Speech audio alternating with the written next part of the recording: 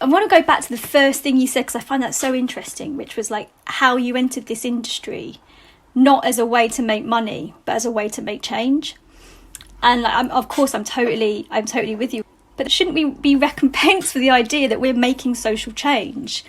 Is there a large part of the population that thinks theatre and art in general is like a luxury, it's a hobby, it's not a fundamental part of humanity, of who we are? And I wonder if until we kind of learn to view theatre and art differently in this country, it will always be seen as this kind of slightly privileged thing that we do, rather than something that is an absolute driver of social change, can be a driver of social change, and therefore should be recompensed as such.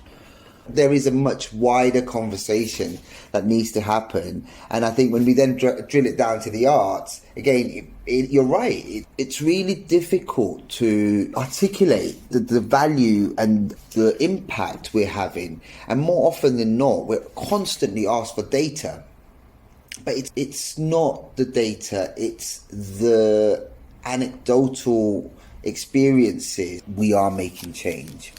We have to believe in that. And I do think we need to be able to make more noise about it. You know, how do we tell the world?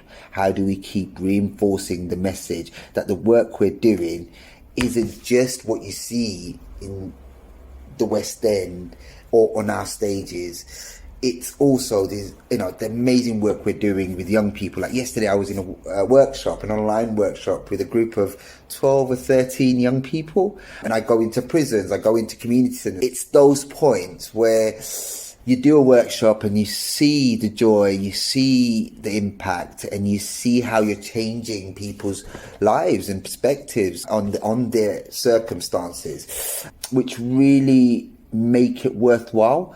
But in saying all of that, we also need to live and survive. But we need to be open to these conversations. We need to start having these conversations in a more transparent, open way.